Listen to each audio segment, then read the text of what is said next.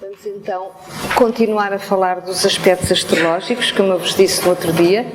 Falámos dos aspectos da Lua e do Sol e, por sua vez, da Lua e do Sol com os planetas todos da personalidade, do ego, não é? Portanto, os planetas rápidos. E hoje vamos falar, vou fazer a mesma introdução, porque nunca é mal dizer duas vezes a mesma coisa, o que é que são aspectos e percebermos melhor o que são os aspectos, e depois vamos ver alguns aspectos com os planetas lentos. Não posso ver todos, porque seria muito. A única coisa que eu queria, como já vos disse outro dia, é passar a noção de que os aspectos não têm que se decorar, os aspectos são os ângulos, as tensões entre os planetas, que podem ser positivas ou negativas, consoante o ângulo que faz com o planeta que está, com o outro planeta, digamos, que está em causa. Mas nós temos que, quando começamos a perceber o que é que cada planeta significa e que função psíquica é que ele tem em nós, e se nós percebemos que são dois planetas que estão em oposição, ou seja, em tensão, em confronto, nós vamos ter que entender o que é que pode nascer daquele conflito, de um planeta a querer uma coisa e o outro planeta a dizer a outra. Isso não tem que se decorar, tem que se aprender não é também racionar, é intuir, que é mais que raciocinar, que é passar para o plano da alma, para o plano da síntese, porque no fundo o que nós vamos fazer é uma síntese entre aquelas duas energias. E um bom astrólogo é aquele que aprende a fazer síntese e percebe como é que nós vamos ligar aquelas duas energias aparentemente antagónicas. Mas se eu souber o que é uma e o que é a outra, eu vou ver como é que elas podem entrar em harmonia. E é essa harmonia que o astrólogo depois vai ensinar à pessoa que está a pedir ajuda, que ajuda a fazer, porque ela sozinha não consegue, ela sozinha sente a tensão, sente o conflito, sente a quadratura, sente a oposição. E o astrólogo diz, está bem, essa oposição tem que se resolver desta maneira. E aí a pessoa fica tranquila, porque sabe como gerir o conflito, sabe como transformá-lo em qualquer coisa de consciente e de positivo. E isto, no fundo, é a viagem que a astrologia nos propõe, não é? Portanto, vamos então começar.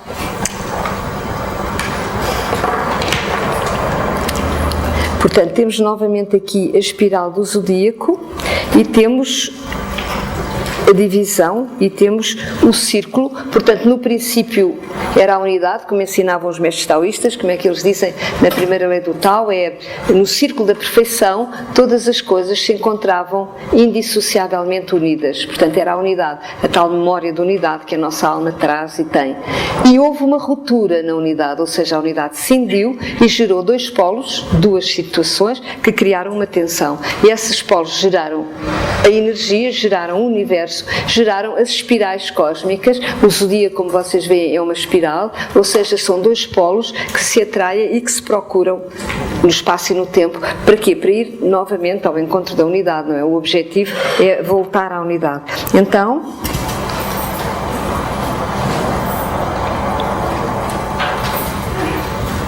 temos aqui os dois polos que se dividiram, no fundo são os dois peixinhos do Tai Chi que ainda não estão enrolados, que ainda não estão em espiral. Eu de propósito só os dividi para vocês perceberem que são estes dois peixinhos que depois começam o movimento em espiral. Aquele símbolo que vocês conhecem já é o símbolo da espiral, digamos, da noite e do dia, do sol e da luz e da matéria, que se procuram e que dão origem à vida sobre a Terra e ao universo como a gente o conhece. Portanto, estes dois polos dividiram e criaram estas ondinhas, a que eu posso chamar energia, não é? E tudo é energia hoje em dia, não é?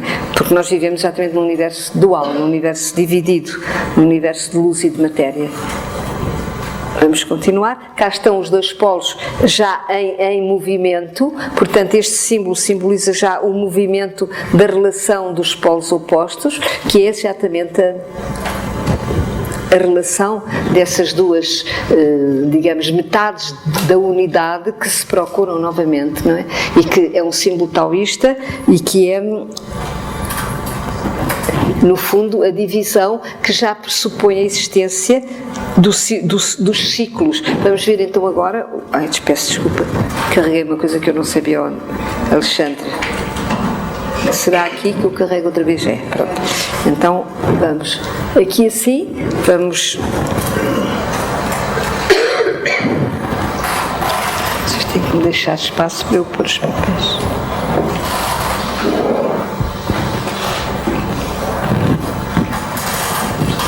Portanto, aqui assim nós vamos ter. Portanto, criam no espaço e no tempo um movimento em espiral, os tais dois polos, não é? E agora temos dois planetas no seu movimento cíclico e essas espirais criam os ciclos do universo. Dois planetas, no seu movimento cíclico, formam entre si determinados ângulos significativos a que se chamam aspectos astrológicos. Portanto, nós temos uma conjunção, eu parti do exemplo do Sol e da Lua, a Lua que vai mais rápido encontra o Sol e há uma fecundação, há um jogo de forças em que a Lua vai receber um impulso, um novo impulso criador, como ensina o rodear do Sol, para começar um novo ciclo de Lua, que é mais rápido, obviamente, que o Sol. Então a Lua dispara e há aqui um momento em que ela faz 60 graus. Isto chama-se 60 graus entre a posição do Sol e ela própria. Isso chama-se um sextil. É escrito em astrologia como uma estrelinha. Depois aqui neste sítio ela faz 90 graus. 90 graus é um quadrado, é o que se chama uma quadratura, é um conflito entre dois planetas. Quando eles chegam a esta fase dos 90 graus, nós sentimos uma crise qualquer na nossa vida. Depois temos os 120 graus, que é um momento de harmonia. Normalmente depois da crise vem um momento em que eu já estou tranquila, em que eu já aceitei as coisas, já percebi, então, e já expandi um bocadinho mais a minha consciência, é o trígono. Depois vem novamente um momento difícil, que não é tão difícil como a quadratura, mas ainda é difícil, que é o quincôncio, que são os 150 graus, e depois temos a oposição, que são os 180 graus. É quando o planeta que passou mais rápido está frente a frente com o planeta que fez a conjunção. Neste momento isto podemos chamar uma lua cheia, não é? Quando a lua enche, não pode encher mais. O Sol iluminou a lua, o Sol simboliza a consciência, portanto nós podemos ter consciência de que lua é aquela, que insegurança é aquela que nos habita e como é que nós vamos poder lidar com ela e resolvê-la. Portanto, basicamente isto é a estrutura de todos os aspectos do zodíaco. Claro que depois a lua segue para o outro lado e nós vamos ter, como se invertêssemos isto, o mesmo signo, não sei se eu tenho isto aqui ou não me lembro. Não tenho. Aqui tenho, são os mesmos aspectos, mas depois da lua cheia, ou seja, já não são tão negativos, porque o Sol já os viu, eu já ganho a consciência deles, mas eles estão ali também a marcar 120 graus, 90 graus, todos os mesmos ângulos que faziam no hemiciclo ascendente, mas já com menos importância, não é? Porque normalmente na segunda etapa da oposição dos planetas, o planeta mais lento, que é o mais sábio, ganha as rédeas da situação. Até à oposição, o planeta mais rápido é que avança e o outro não controla, não é? No caso da Lua e do Sol, o Sol não tem consciência porque é que a Lua atrai aquelas coisas todas complicadas e difíceis em que a pessoa se enreda isso. Mas depois da Lua cheia, a pessoa percebe porque é que está a atrair aquilo, ganha consciência do seu lado inconsciente. É por isso que nós aqui estamos, para iluminar as nossas células de sombra, que são aquelas que transportam as memórias negativas que não nos deixam ser livres e que não nos deixam ser plenamente quem podemos ser. Portanto, vamos aqui mais a este.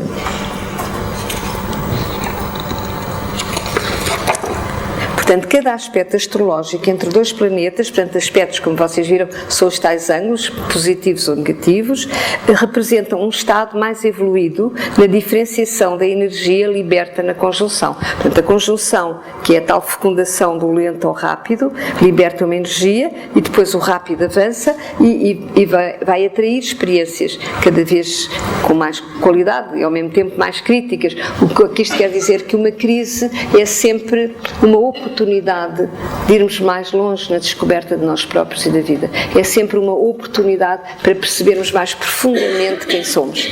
Em vez de deixarmos, que horror, estou em crise, é uma coisa horrível. É horrível porque eu não estou a perceber nada. Mas se eu perceber, e a astrologia ensina-me o que é essa crise e o que é que ela significa, eu não digo que horror, eu digo que está bem, está a ser difícil, mas eu estou a começar a ver coisas que eu não via. Estou a começar a perceber coisas que eu não percebia. E este é o significado da crise, não é?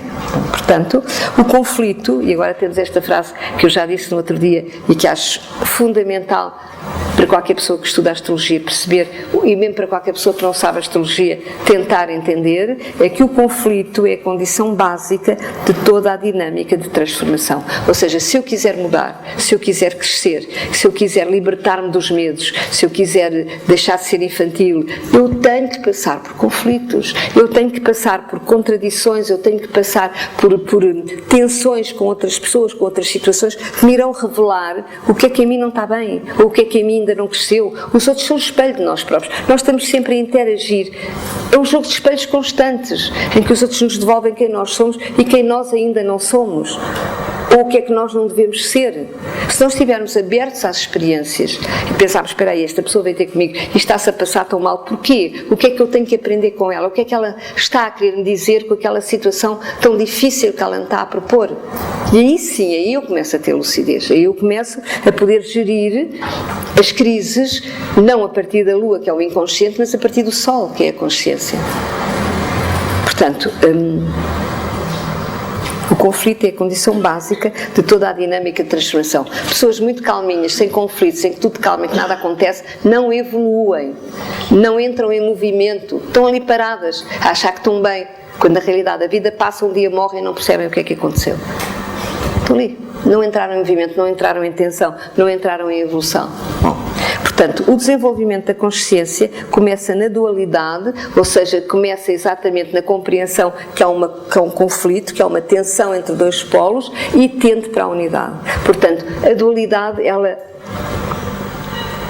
existe para nos fazer denunciar que não é isso que a nossa alma quer. A nossa alma não quer divisão, a nossa alma não quer separação, a nossa alma quer o amor, a nossa alma quer voltar a esse sentimento de unidade que a devolve a uma plenitude interior. Agora, isso, a partir do momento que nós estamos encarnados, não é possível sem passar pela dor da dualidade, sem passar pelo conflito da dualidade. E então é através desse conflito que nós iremos perder os medos, ou perder as resistências, ou aceitar abrir mão de certas falsas seguranças que nos encaminharão para a unidade outra vez, só assim.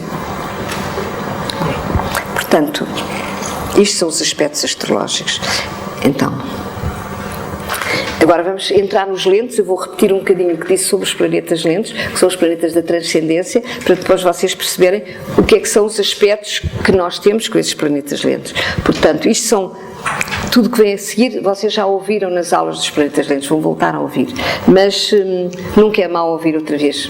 Houve uma aluna minha uma vez que me disse, eu estava preocupada porque eu estava a dizer, eu às vezes, eu acho que repito tantas vezes a mesma coisa.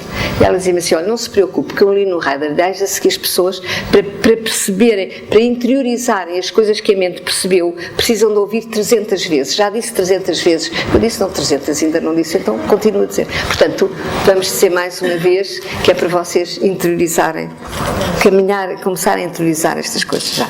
Portanto, ensina a astrologia que os planetas lentos, portanto Urano, Neptuno e Plutão, aqui estão eles, que são a oitava de Mercúrio, de Vênus e de Marte, Urano, Neptuno e Plutão, são planetas da transcendência. O que é que isto quer dizer? São planetas que já não estão mergulhados na dualidade do mundo e que nos chamam para a unidade e que nos chamam para dimensões que estão para lá desta dimensão dual em que nós nos encontramos. E a nossa alma, ela quer a transcendência. Portanto, são planetas, no fundo, que fazem diretamente apelo à alma. Rudyard chamou-lhes os grandes emissários da galáxia. Porquê? Porque a galáxia, que é o sistema onde o sistema solar se integra, o macrosistema, ele diz que do centro da galáxia é que emana o hidrogênio e que esse hidrogênio é que emana para os sistemas a dimensão espiritual do mundo, que há qualquer coisa que liga o hidrogênio a uma dimensão subtil e que estes planetas lentos, eles já são emissários desse centro da galáxia, o tal centro para onde aponta a seta do Sagitário, como eu vos expliquei. Portanto, essa seta do Sagitário aponta para um centro, eu diria, que é emanador da verdade, que é emanador da essência do mundo, que é emanador da dimensão unitária da vida, se a gente pode dizer assim, não é? Que é emanador da vibração, da energia do coração. Então, estes planetas, eles estão religados a essa essência, estão religados a esse centro planetário, esse centro cósmico galáctico, e o Rodiar chamou-lhes os emissários da galáctica. Ou seja, o Urano vem-nos ensinar o que é a liberdade, o Neptuno vem-nos ensinar o que é a fraternidade, o que é o amor na sua dimensão maior, e Plutão vem-nos dizer que é preciso morrer e renascer para lá chegar, não é? Portanto, qualquer deles falam essa dimensão de transcendência. Portanto, estes planetas de transcendência, os planetas chamados também transsaturninos, portanto depois de Saturno, simbolizam 3 fases do processo de individuação. Quando fazem aspectos com os planetas pessoais, que é isso que nós vamos ver hoje, a sua ação liberta esses planetas das limitações impostas pela rigidez de Saturno. Portanto, se nós tivermos uma Vênus, ou um Marte, ou um Mercúrio ligados a Neptuno, ou ligados a Urano, o Urano está a chamá-los para uma transcendência, está a chamá-los para uma dimensão maior do que o Saturno, que nos faz estar aqui prisioneiros dos medos e da vida na matéria, não é? Quando a gente não sabe, também aprender com ele, porque ele também vem ensinar.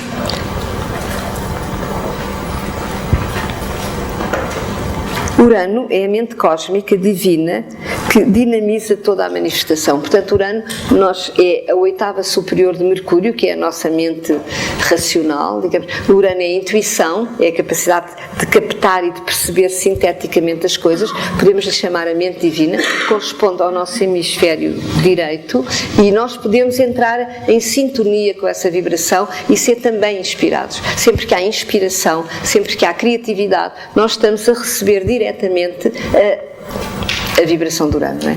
E estamos, obviamente, a ligar-nos a uma dimensão transcendente.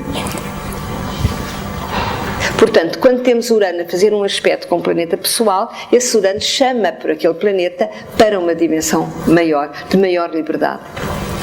Portanto, é sempre positivo termos um planeta pessoal ligado a um planeta lento. Agora, se ele estiver mal ligado, o que é que acontece? Se ele tiver uma quadratura ou uma oposição, acontece que nós ouvimos o chamamento lento, mas dissonante, desafinado. Todos os revolucionários desse mundo eram uranianos, só que eram falsamente livres. Eles confundiam liberdade com violência, com revolução. Ou seja, eles sentiam aquele apelo de liberdade, eles sentiam que o que estava ali estava errado. Eles contestavam toda uma ordem cristalizada e rígida e conservadora, mas achar que resolviam a ordem com violência e com morte é também um equívoco cósmico, porque o universo não pede violência, não pede guerra, não pede radicalismo desse tipo.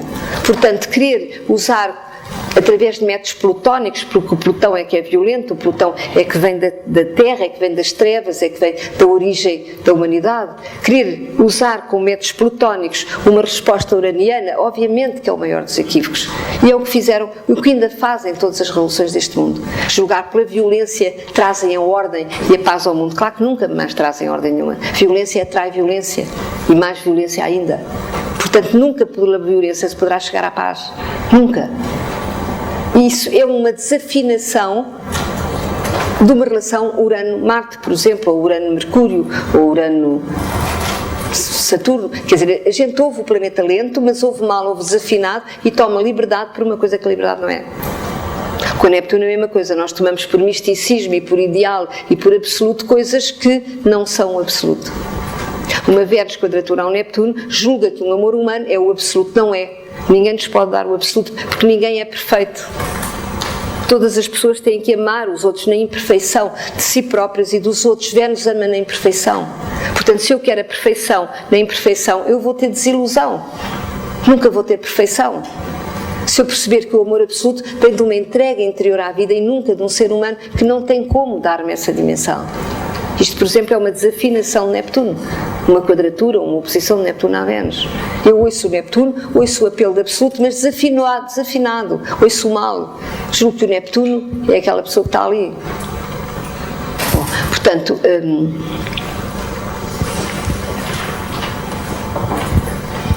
Urano é a vontade inteligente que sustém o movimento e o propósito evolutivo dos ciclos do universo. Portanto, Urano é a mente cósmica, é a inteligência presente no universo que dá significado aos ciclos da existência. Quando se estuda a astrologia e quando se percebe que esses ciclos nunca nos enganam, e eu estudo a astrologia há 40 anos e posso garantir que o universo é inteligente e que os ciclos são inteligentes no sentido que devolvem-nos à verdade de nós próprios, obviamente que nós temos que acreditar que essa inteligência existe no mundo e ela age a nosso favor, age a favor da nossa liberdade, age a favor da nossa evolução. Portanto, isso é Urano, essa inteligência cósmica que sustém a intenção criadora do mundo. Portanto, neste sentido, eu tenho aqui esta imagem, portanto, não sei se foi isto que eu pus ali. Esta não sei se já li. Urano faz um aspecto a um planeta pessoal. Quando Urano faz um aspecto a um planeta pessoal, imprime-lhe criatividade e ativa-lhe a evolução. Portanto, se eu tiver, sei lá, Marte, Trígono Urano, a minha ação vai ser criativa, eu vou desejar liberdade, eu vou fazer coisas para me sentir livre, porque a liberdade é que chama por mim ao nível do Marte. Agora, se for a Vênus, eu vou não aguentar relações de dependência, relações de carência, relações de possessividade. Porquê? Porque aquela Vênus Urano diz que eu não aguento mesmo pessoas que me venham querer controlar ou dinamizar ou me programar ou fazer de mim uma coisa que eu não sou. Com Vênus Urano não há ninguém que seja controlada por ninguém, porque aquele Urano, a pessoa já conquistou aquela liberdade de não poder ser manipulada por ninguém e também de não manipular ninguém, obviamente, não é? Portanto, é muito importante quando o Urano toca num planeta, ele devolve àquele planeta uma força criativa e de liberdade incomparável. Há pessoas, por exemplo, que não têm medo porque contestam o mundo como ele é, ou contestam as burocracias, ou contestam a sociedade, e de ganharem a vida e de irem tocar acordeão para a porta do metro, e para elas não é vergonha nenhuma e assim ganham a vida. Isso é de algum modo ser livre, não estar condicionado pelos esquemas sociais que nos impedem de fazer coisas dessas e que nos reduzem muita liberdade, não é? Bom, portanto, Urano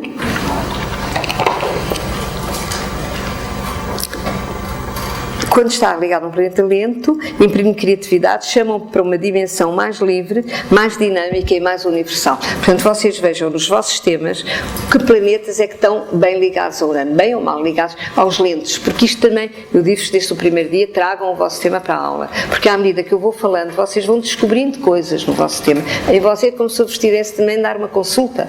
Portanto, aproveitem com a aula para perceber onde é que está o Urano, que aspectos é que ele faz. Se ele está dissonante, quer dizer que vocês vão confundir liberdade com outra coisa qualquer, ou se ele está bem harmonizado, ou se ele não está a tocar em planeta nenhum. Se ele não está a tocar em planeta nenhum, vocês têm que aproveitar o momento em que ele, em trânsito, faz um aspecto a um planeta. Porque é nesse momento que o planeta tem a força toda para tomar as decisões, para ter os impulsos, para fazer as coisas certas. Se não tem a força, a partir do tema, tem a força quando o planeta passa, que nos vem trazer exatamente esta energia de criatividade que nos diz que nós não podemos estar prisioneiros de ninguém nem de coisa nenhuma se quisermos ser nós próprios. Portanto, o homem criativo, temos aqui esta fotografia tão bonita do Picasso, o homem criativo individualizado é veículo da sua expressão. Portanto, o homem criativo, ele transcendeu, digamos, o conhecimento comum, ele acrescenta alguma coisa ao mundo e ele é inspirado por uma energia que o faz acrescentar qualquer coisa ao mundo. Ou seja, nós nunca criamos do nada, nós criamos por inspiração. E o que é inspirar? Inspirar é em espírito, ou seja, o espírito baixa sobre nós. E baixa porquê? Porque nós estamos receptivos, porque nós não estamos a oferecer resistência para que o espírito baixe. Isso é que nos torna criativos. Vamos então agora, portanto isto é uma introdução, vamos ver o que é Urano, bem ligado ou mal ligado aos planetas do ego, da personalidade. Portanto, temos aqui Urano. Maria Flávia, essa é uma pergunta. Sim. A conjunção com os planetas doentes, a Maria Flávia vê como positivo ou negativo? As conjunções? A conjunção, é uma boa pergunta, a conjunção não é positiva nem negativa, a conjunção marca um novo ciclo em que aqueles dois planetas estavam no passado ligados de uma certa maneira. A conjunção vem propor uma nova etapa na espiral da religação entre aqueles dois planetas. Normalmente essa nova etapa passa pela inversão da polaridade, ou seja, o meu Sol estava conjunto ao meu Júpiter. Quer dizer que eu no passado eu achava que Júpiter era eu, que eu confundia a verdade comigo. Se eu tenho uma conjunção, quer dizer que eu venho inverter a polaridade. Eu venho perceber que o Júpiter não sou eu. O meu ego, o meu Sol, é que tenho que ganhar consciência, que tenho que reverenciar valores maiores e tenho que me entregar ao Júpiter. O Júpiter é que me vai orientar e não sou eu que orienta a julgar que eu é que sei, que eu é que faço, não é? Portanto, uma pessoa que acredita porque há valores que inspiram. Os valores não são dela. Eu zangava-me sempre quando as pessoas me diziam essas tuas verdades. Eu uma vez estava a tentar explicar em casa, à mesa, o que era o taoísmo. E dizia um amigo meu, muito intelectual, muito arrogante, sim, esses teus valores, eu disse, por amor de Deus, eu estou a falar do taoísmo, são valores com 8.000 anos, universais. Alguma vez isto são os meus valores? São valores universais em que eu acredito. Não estou aqui a dizer eu acho, eu estou a dizer eu sei. E eu sei porquê? Porque aqueles valores me foram ensinados e a minha alma acredita que eles são verdade. Então, isso é inverter o Sol e Júpiter. Portanto, a conjunção pressupõe sempre uma inversão de polaridade do mais rápido, do mais lento que está dominado pelo mais rápido, a fazer com que seja o mais lento que domine, o mais evoluído, quanto mais lentos, mais evoluídos, quanto mais longe do Sol, mais evoluídos, não? Que seja o que está mais evoluído é que vai poder realmente iluminar ou influenciar aquele que é mais rápido. Agora, o que pode acontecer é que a pessoa não viva a conjunção, ou seja, a conjunção está ali para propor essa inversão de polaridade. Mas tu podes levar uma vida inteira agarrada à conjunção como nasceste. Nunca polarizas, nunca invertes, a conjunção transforma-se numa espécie de caroço podre que está ali, em que tu não fazes a volta. Então aí ela é negativa, vira-se contra ti. Mas vira-se contra ti porque tu não a dinamizaste. A conjunção é uma proposta de mudança. Se tu não mudas, a conjunção impede-te de evoluir, então torna-se negativa, porque ela à partida ela é uma proposta de evolução, não é? Agora tu não evoluís, ficas igual ao que eras, morres a achar que acreditas no que acreditavas quando tinhas 20 anos, obviamente aí a conjunção, não se riam, porque as pessoas vivem assim, infelizmente, vivem a morrer aos poucos, a acreditar no que acreditavam, sabe Deus há quanto tempo atrás. Portanto, as pessoas não se dinamizam e as conjunções não abrem, a conjunção é como se fosse uma flor que tem que abrir para novos valores, para uma nova descoberta, para novas energias. Se a gente não deixa a conjunção florir, a flor murcha antes de nascer, não é? É uma coisa desse tipo, percebes? Está bem? Obrigada.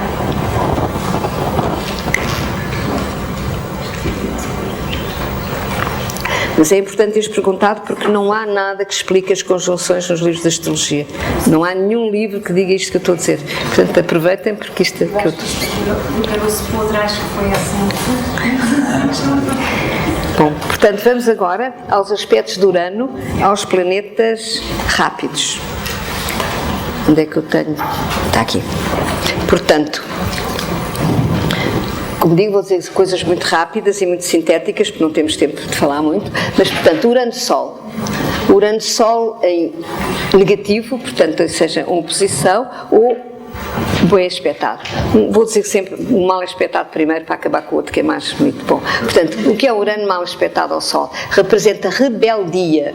O Sol é o eu, o Sol é a identidade, é quem eu sou. Urano-Sol, eu digo não. É aquela história, aquela anedota mexicana que o homem chega ali de barco à morada de uma daquelas terras mexicanas sempre em guerra e pergunta, ai governo? E o outro diz, sim, sim. Ele diz, não, sou contra. É contra uma coisa que ele nem sabe o que é. E isto é o Urano quadratura ao Sol, não é? As pessoas nascem contra. Porquê? Porque vêm revoltadas do passado. É um nó de revolta. E o nó de revolta não há nada a fazer. O Etienne Guia diz que quando as pessoas têm nós desses, ninguém as pode ajudar. Porque elas ainda dizem não à vida. Ainda vêm de um mundo em que elas foram humilhadas ou sei lá, ou castigadas ou injustiçadas, não souberam fluir com a experiência e aceitá-la por algum propósito kármico, aquilo que tinha que acontecer, elas não souberam aceitar a experiência e vêm, digamos, raivosas do passado. Eu lembro de uma rapariga que fez uma regressão comigo, que morreu na fogueira e diz, eu morri, eu saltei fora, enrolada na minha raiva. porque assim. Portanto, e essa raiva, obviamente que ela nasceu enrolada na raiva, não é? Obviamente que ela nasceu com tudo que há de quadraturas de Urano, a tudo que é planeta pessoal, não é? Portanto, quando a gente vem com memórias de raiva, com memórias de contestação, com memórias de revolta, nós ouvimos a liberdade de uma forma errada. Nós queremos ser livres contra o mundo, contra os outros. Ora, se o mundo está do lado da unidade, como é que eu posso ser livre e feliz contra? Claro que é um equívoco. Eu tenho um dia que aprender a ser feliz de braços abertos, a favor da união e nunca contra. Portanto, são pessoas que acabam a ser muito infelizes, muito insatisfeitas, que atraem muita confusão à sua volta, que podem ser líderes de movimentos contestativos e que nunca encontram aquilo que ela procura. Eu costumo dizer que quem contesta porque não é livre, porque uma pessoa que encontrou a via da liberdade, e eu encontrei a resposta para a liberdade quando Urano passou direto no meu tema, tinha 40 e muitos anos, né? E aí eu percebi o que era a liberdade e percebi que tinha andado a vida inteira a contestar à procura de uma liberdade que eu não sabia o que era. Quando a astrologia me ensinou que ser livre é sermos fiéis à nossa evolução, é percebermos que há um propósito de transformação contínuo e se eu for fiel à transformação, eu caminho para o melhor de mim própria. E caminhar para o melhor de mim própria, que é caminhar para a consciência da energia do coração, é ser livre. Agora, isso pede consciência, pede entendimento da vida, pede aceitação das experiências dolorosas da vida sem revolta. Se eu me revolto, eu entro em curto-circuito, a vida não me ensina mais nada. Porque a vida sou eu sou uma unidade autónoma de vida, a ganhar a experiência de mim na matéria. Portanto, se eu rejeito a vida, estou-me a rejeitar a mim, entro em curto-circuito. Isto é importante que as pessoas percebam. Portanto, um Urano quadratura ao Sol, como Urano que representa a ordem cósmica e a mente divina, em quadratura a qualquer planeta pessoal, simboliza exatamente curto-circuito. Simboliza contestação, rebeldia, rejeição e, ao mesmo tempo, solidão, porque se nós entramos em rebeldia e em rejeição, acabamos de ficar sozinhos, que não é o que a nossa alma quer. A nossa alma não quer a solidão. Portanto, quadraturas de Urano, coisas negativas, oposições de Urano, representam rebeldia, representam súbitos cortes emocionais, rupturas imprevisíveis, instabilidade amorosa. Por exemplo, Vênus quadratura a Urano é uma pessoa que atrai flashes emocionais, atrai paixões, atrai encontros, coisas súbitas, que depois não têm nenhuma consistência, porque o Saturno não está lá para agarrar, e de repente, assim que me vieram, fosse embora, coisas passam, e a pessoa está sempre a ter sobressaltos emocionais que nunca agarra, que nunca se realizam numa situação amorosa definitiva, não é? É difícil. Portanto, Urano quadratura ao Sol é rebeldia, Urano trígono ao Sol é uma bênção. Urano trígono ao Sol é uma pessoa que nasce livre, que já não tem que contestar, porque já ninguém também faz dela nada que não seja ela própria, porque ela é tão consciente do seu movimento e do seu caminho que ninguém a pode impedir de ser quem é. É uma grande conquista. E pouca gente tem Urano trígono ao Sol. São pessoas verdadeiramente fiéis a si próprias, já, percebe? Portanto, isso vem de passado. Urano, ou seja, identificam o Sol com a liberdade. Por exemplo, a geração com Urano em Leão é um bocadinho, Urano trígono ao Sol, um bocadinho. É uma geração, porque o Leão é o planeta da identidade, a descoberta do eu, não é? Portanto, quem tem Urano em Leão é uma geração que ou encontra a liberdade, ou o Sol não se encontra a si próprio. É um bocado como se fosse uma conjunção Urano-Sol, não é? Portanto, é uma relação que já está condicionada, no bom sentido, a ser livre. Portanto, é importante ver onde está o nosso Urano no tema, que aspectos faz com os nossos planetas pessoais, se é que faz algum. Bom, agora, é sempre melhor fazer um aspecto, mesmo que seja negativo, do que não fazer aspecto. Porque não fazer aspecto é que é muito passivo. Um aspecto negativo, há um momento que nós podemos denunciá-lo e transformá-lo em aspecto positivo. Não é? Portanto, muitos desses revolucionários que se desiludiram com as revoluções passaram a ser pessoas mais equilibradas, menos radicais e algumas com valores corretos, depois de andarem por esses mundos de revolução. Portanto, temos Urano-Lua. Lua é o nosso vazio interior, é a carência da nossa alma, é aquilo que nós não sabemos que somos, é a nossa imaturidade. Lua, bem ligada a Urano, a Lua é aquilo que em nós se agarra aos outros para se sentir segura, agarra-se ilusoriamente, é aquilo que não nos deixa crescer. Uma Lua que já vem em contacto com Urano ela não tem como depender de ninguém, ela já não pode agarrar-se a ninguém. E quando se agarra, há uma altura em que se foca, falta-lhe o ar e arrebenta com aquilo tudo porque não aguenta mais. Ou seja, Urano é um apelo tão forte de liberdade. Eu tenho a minha lua oposta a Urano e sei o que é que ela me fez passar como experiências, que obviamente são difíceis, porque a pessoa no fundo não quer uma estabilidade emocional e não pode tê-la porque as coisas todas se focam-na desde que não sejam livres, e ela não aguenta nada que não lhe dê a liberdade, que não a deixe ser ela própria completamente. Portanto, é uma lua que já se pode alimentar, eu diria, do movimento da evolução. É uma lua que ou entra em evolução ou está permanentemente insegura, porque o estaticismo, as coisas convencionais, já não lhe dão nenhum alimento, já não lhe dizem nada de novo que ela precisa de ouvir para se sentir segura e para se aguentar. Portanto, se for um aspecto, uma quadratura, ela dá rupturas radicais. Já há pessoas que têm que romper. A lua também é a imagem da mãe, e portanto, normalmente uma lua Urano em quadratura dá uma ruptura com a mãe, ou um desencontro com a mãe, ou não ter conseguido sentir que a mãe estava com ela, ou lhe deu se fosse o que fosse, portanto há pessoas que não podem ter esses elos, digamos, biológicos bem ligados, até perceber onde está a liberdade. Depois de serem livres podem ter os elos que quiserem, mas já não podem cair em situações biológicas confusas, de falsa dependência. Minhas famílias, meus netinhos, no fundo aquilo tudo são dependências, para não deixar, para a pessoa não se encontrar, para a pessoa não ter coragem de ser ela própria, ela arranja 50 mil desculpas, e quando uma lua está presente com o Urano, isso não acontece, por Urano já não deixa encontrar desculpas para isso. Bom, portanto temos lua Urano, lua bem ligada ao Urano.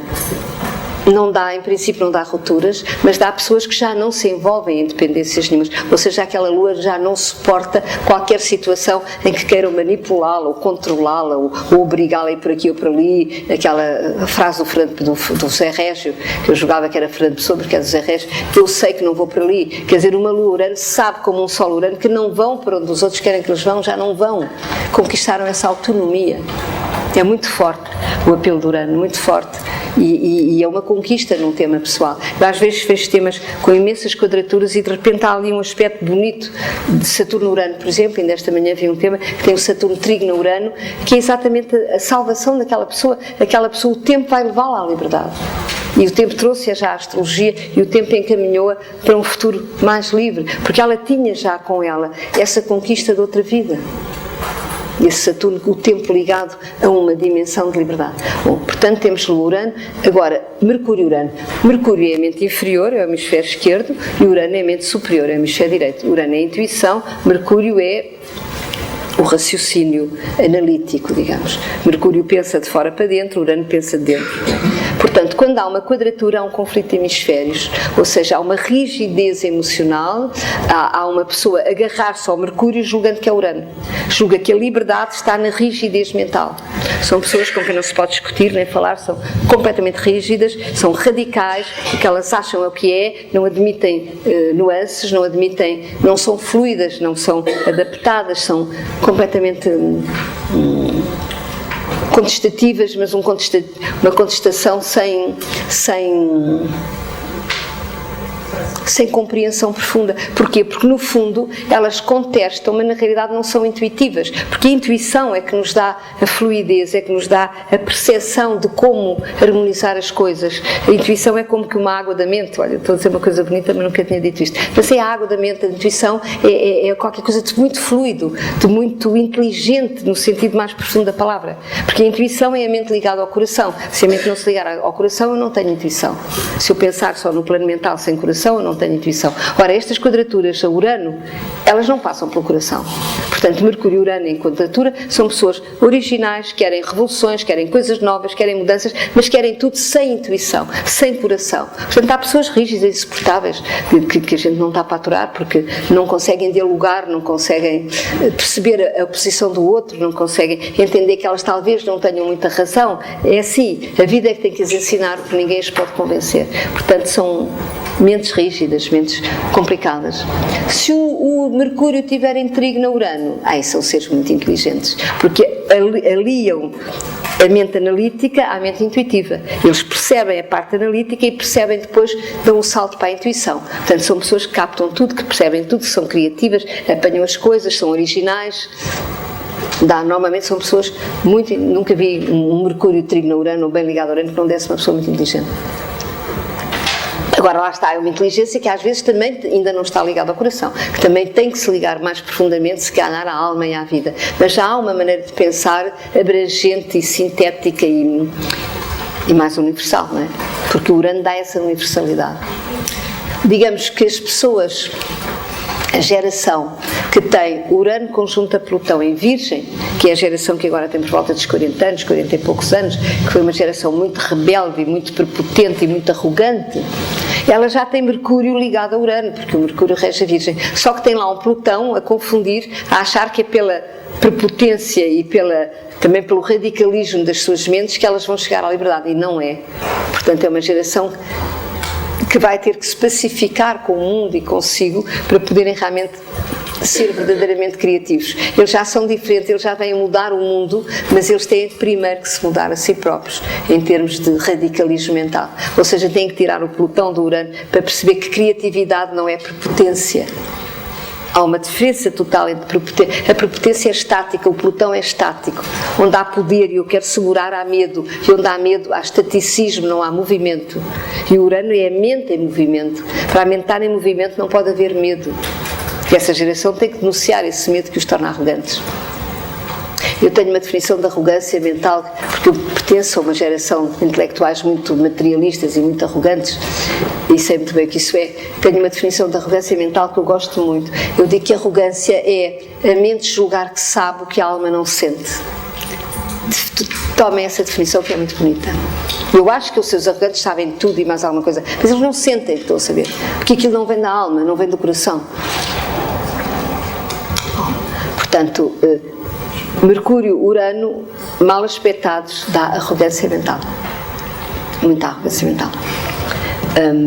Bem aspectados, dá criatividade mental. Dá a fluir em criatividade. As pessoas originais pensam à sua maneira, descobrem coisas, percebem coisas que os outros não percebem, por aí fora. Bom, vamos agora a Vênus-Urano. Vênus-Urano, foi o que eu disse há bocadinho, dá súbitos encontros, súbitos flashes, súbitas relações, coisas fantásticas, as pessoas acham que é fantástico, mas como aquilo não tem nenhuma estrutura de terra a agarrar, não tem Saturnos a agarrar, não tem nada que traga para o coração de uma forma mais profunda, é tudo no plano da mente, é como ao vento, assim como agarra, desagarra, né? E daí um tempo passa e a pessoa já não está, e já não era, afinal não sei, foi-se embora, pronto. Isso, e pessoas que têm esse aspecto estão sempre a atrair situações desse género, estão sempre a viver oscilações emocionais muito grandes, instáveis. Pessoas que não conseguem estabelecer uma união amorosa correta ou estável, porque têm sempre que partir para outra, porque têm sempre que esperam a novidade, esperam que do outro lado é que venha qualquer coisa melhor. Estão sempre numa espécie de ansiedade e de insatisfação. Dá muita insatisfação emocional. Isto se for um mau aspecto da Vênus ou Urano. Se for um bom aspecto, quando digo mau, pode ser quadratura ou oposição. Não estou a distinguir, senão nunca mais saímos daqui. Claro que é uma distinção. A quadratura é um processo mais interno e a oposição é um processo, é um conflito que vem mais de fora para dentro. Mas os resultados são os mesmos. Se houver um trígono Vênus-Urano, há pessoas que nascem livres, que nascem já não se envolver em situações emocionais doentias ou escorpiónicas ou patológicas ou dependentes, já não dá aquelas pessoas, é que pairam acima.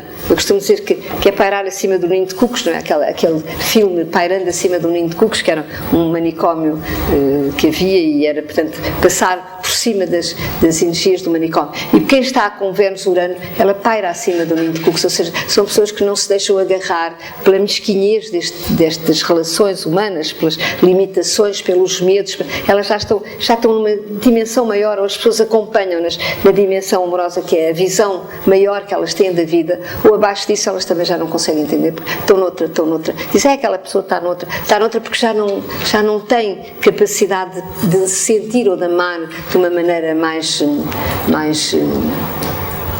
perturbada, mais dramática, é o oposto, digamos, da Vênus em Escorpião, que é uma Vênus melodramática, intensíssima, etc.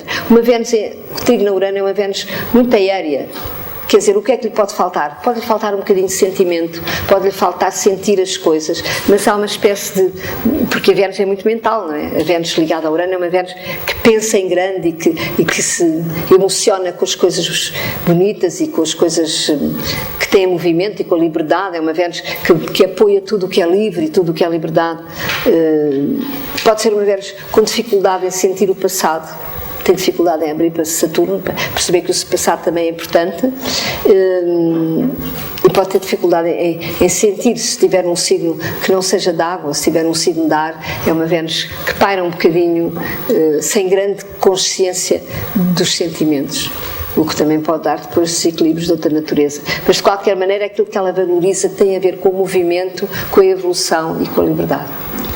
Um bom aspecto Vênus-Urano. Vamos agora a Marte-Urano. Foi aquilo que eu disse há bocado, eu não sei se disse. O Marte é sempre instintivo, é sempre irracional, é uma pulsão que nasce das trevas, não é? O desejo nasce da insatisfação.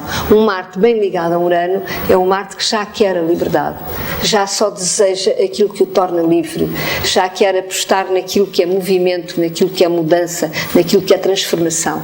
É como se fosse um Marte aquariano, não é? Mas se tiver bom aspecto, é um Marte que ninguém agarra, um Marte-Urano, não é? Também ele só vai no sentido daquilo que ele entende e que ele acha que avança por cima de todas as coisas, não tem medo de nada. É um Marte que transcende, digamos, as limitações saturninas dos medos desta vida. Agora, se o Marte tiver em quadratura Urano, isso é um Marte radical.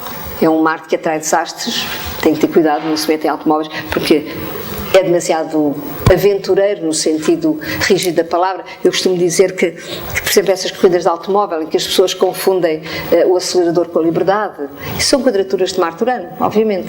As pessoas acham que carregam no acelerador e são livres para se espetarem às vezes na próxima curva, não é? Portanto, naquilo não é liberdade, é uma sensação de liberdade contida numa máquina imperfeita que pode absolutamente falhar, não é? Portanto, mas eles acham que enquanto carregarem naquele pedal que são livres. Isso são quadraturas de Marte-Urano. E são pessoas que atraem desastres, obviamente, porque não têm medo, porque se atiram do cimo do penhasco, que fazem não sei o quê, essas coisas, tão corajoso. Não é tão corajoso, é inconsciente. Essa inconsciência é Marte quadratura Urano. O Marte não tem a verdadeira dimensão do que é Urano. Julga que ser livre é fazer aquelas coisas, quando no fundo ser livre é perceber que há coisas que se podem fazer e outras não, não é? Portanto, é um Marte excessivo, radical e com tendência à ruptura. Porque assim como se entusiasma, também deixa cair de repente, se perceber que não é para ir. Ou a vida fala o cair de repente. É um Marte que pode atrair situações súbitas, radicais, de rupturas, porque ele também é radical. E nós atraímos aquilo que tem a ver connosco, não é? Bom, portanto, eu acho que o Urano está explicado, está visto. Vocês vejam lá no vosso tema como é que ele funciona. E vamos passar ao Neptuno. Não, eu não posso acreditar. Eu não consigo dar esta aula toda com os outros. Não vou dar. Se calhar ficamos por aqui, olha para o Urano. Urano-Júpiter, vamos fazer este ainda. Urano-Júpiter. Júpiter são os valores, é a intuição, é a fé, aquilo em que eu acredito. Urano bem ligado a Júpiter, eu posso dizer que é um aspecto de iluminação. Ou seja, eu acredito na ordem cósmica, eu acredito na liberdade, eu acredito naquilo que me liberta dos condicionalismos deste mundo. Portanto, é um Júpiter muito avançado, muito evoluído. Pode-se identificar um bocadinho com o Júpiter em Aquário, por exemplo, não é? Portanto, os valores, já não há valores que não sejam de liberdade. As pessoas já não podem confundir prisão com liberdade, ou já não podem confundir limitação de si próprias com liberdade. Agora, se for uma quadratura, aí é radical outra vez, aí há confusão. Eu acho que ser rígido é pensar na minha maneira como eu quero, sem nenhum respeito pelos outros, sem nenhuma consideração por aquilo que os outros são. Eu não posso ser livre contra os outros. Porque se o Neptuno me diz que eu tenho que unir, então a liberdade tem que ir no sentido da união. Porque se eu sou livre para dividir, então há um equívoco uraniano, não é? É, por exemplo, o Júpiter, volto a dizer, dos revolucionários, não é? Que acreditam na revolução como forma de conquistar paz para o mundo. Isso é uma quadratura Júpiter-Urano, ou a posição Júpiter-Urano. É valores equívocos confundidos com liberdade que não dão liberdade. Porquê? Porque não vão no sentido da ordem. Se vocês pensarem que Urano simboliza a ordem cósmica, todos os planetas que estiverem em quadratura no vosso sistema ou em oposição a Urano não aceitam a ordem cósmica. Isto é uma boa chave para Urano. Portanto, vão se espalhar mais tarde ou mais cedo, vão fazer coisas que não são corretas. E que se nós fizermos coisas que não são corretas, vamos atrair experiências dolorosas que nos vão mostrar isso. Não é? Porque as experiências são a consequência das energias que nós transportamos. Portanto, Saturno-Urano. Saturno é o tempo, Saturno é o senhor do karma, Saturno traz os medos do passado que ele vem que aprender a denunciar, mas ele ao mesmo tempo, numa primeira fase, protege-nos e oferece resistência. Urano é o futuro, é o apelo de futuro, é que nos faz ir para a frente. Portanto, há um conflito ao nível do tempo futuro e do tempo passado.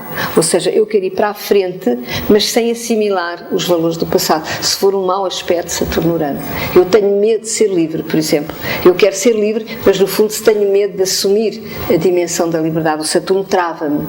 Porquê? Porque ele não sabe do futuro, o Saturno só sabe do que passou e o futuro é uma coisa que ele não sabe o que é, então tem medo e segura o Urano e não deixa o Urano ser livre. Agora, eu lembro-me de uma experiência de um amigo meu que tinha, ele era até locutor na televisão, analista político nos anos 60 talvez, e eu conheci-o em Paris, e era uma pessoa muito engraçada e muito interessada politicamente para as coisas e que sabia bastante obviamente, política internacional, porque ele era analista. E ele aconteceu-lhe uma coisa, eu estive a ver o tema dele e perceber que ele fazia uma coisa. Sempre que ele estava, eu tinha Saturno conjunto a Urano, sempre que ele estava ao pé de pessoas conservadoras, ele de repente começava a defender ideias de esquerda, tornava-se revolucionário porque aqueles conservadores incomodavam-no porque ele tinha aquele Urano a dizer que não era assim. Mas sempre que ele estava ao pé de pessoas revolucionárias, ele tornava-se conservador.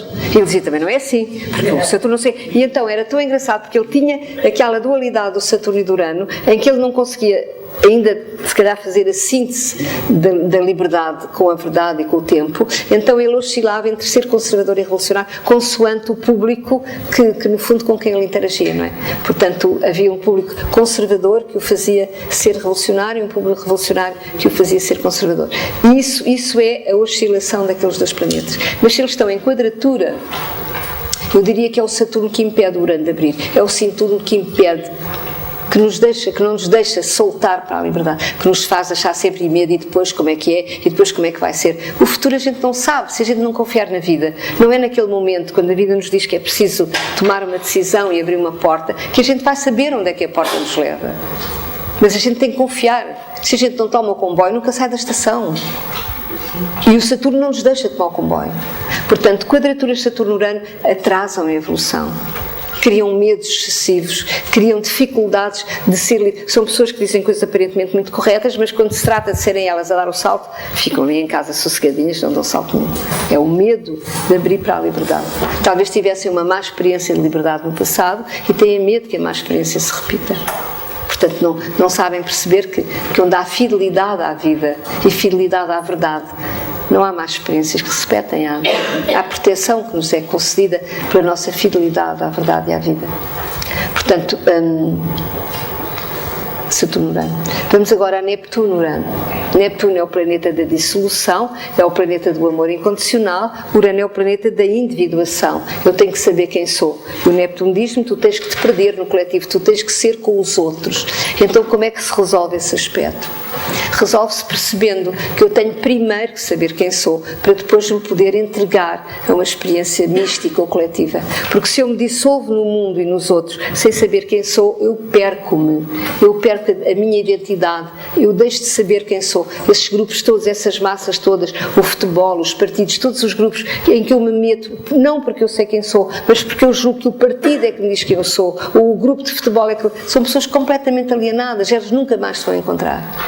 Porque nós temos que ser sozinhos. Nós temos que pagar o preço da diferença. Isso é Leão. A energia de Leão diz-nos que nós temos um eu autónomo, individualizado, que temos que situar no mundo. E depois então é que vamos, quando estamos centrados, partilhar o que somos com os outros, porque eles já não nos roubam a identidade.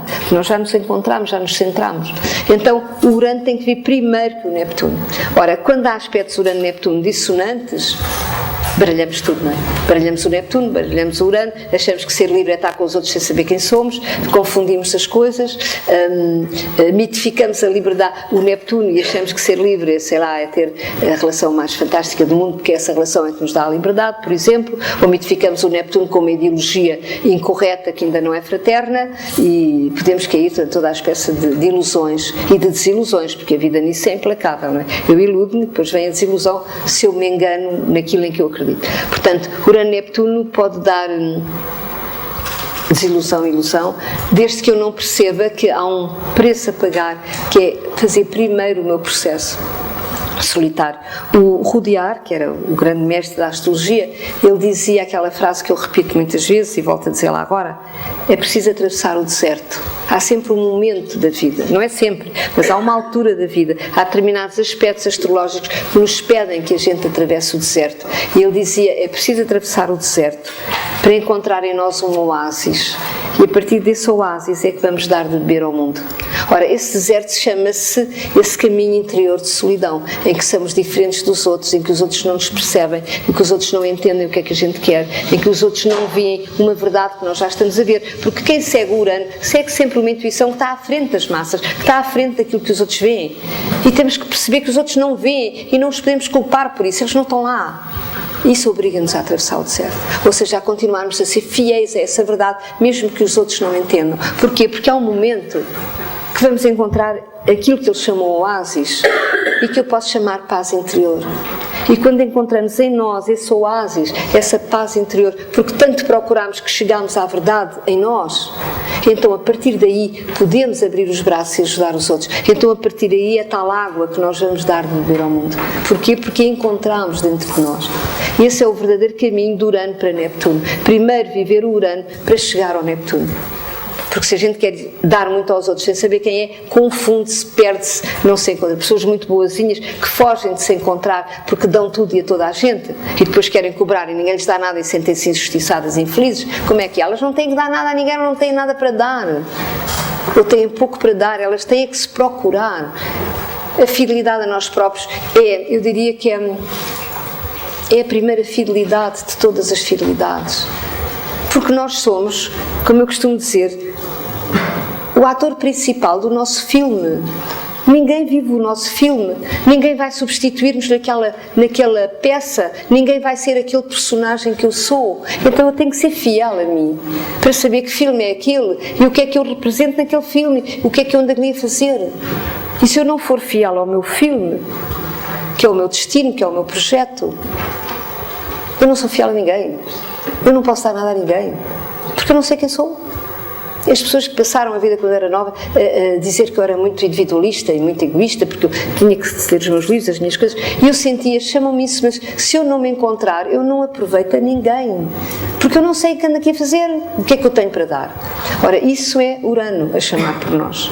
A dizer que primeiro temos que ser fiéis à nossa procura de identidade, de verdade, para depois então, se a gente encontrar essa dimensão divina em nós, essa religação à vida incondicional, então estamos ali para os outros, para todos os outros, porque já não é preciso procurar mais. Então são os outros até que nos ensinam a ir mais longe nessa descoberta. Portanto, estamos agora com Saturno, com o Neptuno, quadratura ao Urano, nós não sabemos fazer isso. Se for um bom aspecto, nós temos essa intuição. Se for um trígono, é muito bonito, em que liberdade e, digamos, amor universal fluem no mesmo sentido. Devo dizer que é muito raro encontrar trígonos de Urano e Neptuno. É já uma harmonia entre os dois planetas, não é? Agora, se for um aspecto de contradição há sempre ilusão, há sempre equívoco, há sempre ouvir um Urano desafinado ou ouvir um Neptuno desafinado, o que cria muita confusão, mas que a confusão também cria movimento, e o movimento cria crise, e a crise cria redefinição de identidade, ou redefinição de ideal, ou redefinição de objetivo, porque a vida é que nos ensina, a experiência da vida é que vai repor estas quadraturas em ordem, não é? Se nós não tivermos medo de viver. Porque se o Saturno nos não deixa viver, como é que a gente vai aprender? Bom, portanto, agora temos Urano-Plutão. Urano-Plutão é o conflito entre o poder e a liberdade. Esse então é radical. Ou eu sou poderoso e perco a liberdade, porque fico prisioneira da minha obsessão, da minha posse e do meu poder, ou eu quero ser livre e abro mão a ser poder sobre seja quem for. Há uma frase que eu acho bonita, que é: ser livre é fazer surf com a vida. É deixar que a vida nos leve, que a vida nos guie para onde temos que ir. Para isso não nos podemos agarrar. E o poder agarra. O poder mantém-me fixo, porque o poder é ativado pelo medo. O medo de ficar só, o medo de ser frágil, o medo de não ter como sobreviver. Então esse medo faz-nos agarrar. E ao agarrar nós perdemos automaticamente a liberdade. Portanto, é antagónico. Plutão e Urano é totalmente antagónico. E há gerações, por exemplo, a minha geração, que nasceu com Urano quadratura a Plutão, foi uma geração que começou por contestar muito na primeira fase de vida, ou seja, contestar o Plutão, o poder dos outros, e querer ser livre. E depois acabou confundindo liberdade com poder. Sentando-se lá no trono do poder, tendo lá ganhando cada vez mais dinheiro, tendo lá aquelas conselhos todos administrativos, mais isto, mais aquilo, mais coisa. E as pessoas, é incrível, porque essas pessoas com muito dinheiro, mais dinheiro do que precisam, julgam-se poderosas e elas são escravas do dinheiro que têm, porque têm que trabalhar mais, porque têm que estar preocupadas sempre se o dinheiro sobe ou desce ou não desce ou sobe, têm que estar sempre ligadas a situações de controle. É uma canseira, não são livres. Reparem a ilusão que é o poder a julgar que se identifica com liberdade. Não identifica com liberdade. Pessoas livres são pessoas abertas àquilo que a vida lhes traz, àquilo que a vida lhes pede, sem terem que se agarrar. E ao mesmo tempo, com a consciência e com o movimento, é a nossa permanente segurança, de facto. Eu cheguei uma vez à conclusão que realmente o que segura uma pessoa na vida verdadeiramente é a consciência do seu processo evolutivo. Ela sentir que está em movimento e que o movimento está certo. Isso é a grande força que lhe dá segurança. Porque se ela para, entra em pânico outra vez, continua a não saber quem é, porque parar é morrer em termos cósmicos. Não há paragens no universo. Há ciclos que acabam, ciclos que começam, mas nada para. Se eu me sentir parar, e o Plutão faz-nos parar e ser obsessivamente poderosos, nós, sem dar por isso, estamos a morrer aos poucos. Perdemos o movimento. E é por isso que essas pessoas, essa geração, não entende os filhos, que já têm outras energias, que já têm outros apelos de liberdade. Há uma ausência de diálogo entre essas gerações. São pessoas fechadas nas suas ilusões de liberdade e de verdade e de felicidade, sobretudo, ligada a dimensões materialistas que não têm como preencher a dimensão transcendente da nossa alma. Posso ter muitos automóveis e muitos carros e muitos isso, e ser a pessoa mais prisioneira do mundo. Bom, portanto, é isso. Urano-Plutão é a incompatibilidade do poder com a liberdade. Portanto, se houver um bom aspecto Urano-Plutão, as pessoas não incompatibilizam. As pessoas tentam perceber que o Plutão tem que regenerar para eu ser livre e vão naturalmente aceitando as crises que permitem a regeneração. Quando o Plutão está em quadratura, as pessoas não querem pôr o Plutão em causa, não querem mudar, querem ser livres sem mudar. Evidentemente aí não conseguem. E um dia acabam com um ataque de coração, acabam com AVC, acabam com qualquer coisa, porque não perceberam que a vida as chamou para uma liberdade que elas nunca quiseram aceitar. O chamado preço a pagar para a liberdade, elas não o quiseram dar. E então a vida vai-se embora porque elas cristalizaram num equívoco energético e cósmico e metafísico. Portanto, está ensinado o Urano.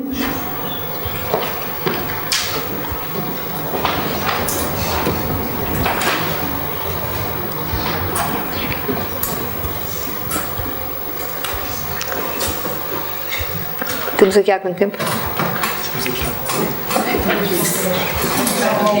Como? Uma hora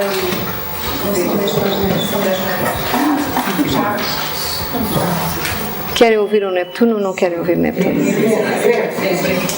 Eu posso passar o Neptuno para a semana, o Neptuno e o Plutão, e depois e depois dar a aula do Kiran e não dar a aula da Cláudia da Cabeça do Dragão que vocês têm no livro de Schulman, do Schulman, se quiserem. Talvez seja, eu também agora estou a começar a ficar cansada, porque isto, não se esqueçam que eu estou a falar sem parar, as coisas estão a vir e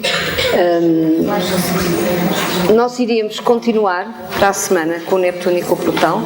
Acabávamos esta aula que me parece muito importante, porque ao mesmo tempo ao fazer esta aula vocês estão a fazer uma revisão dos planetas, uma revisão de tudo o que demos durante o ano, e depois eu gostava muito de dar a aula de Kiran, na última aula de Kiran, e deixamos a Cláudia da Cabeça do Dragão. Eu convido-vos a comprarem o livro do Schulman, que é Os Nós da Lua. Esse livro é fantástico e ensina exatamente a perceber todas as direções do tema. E além disso,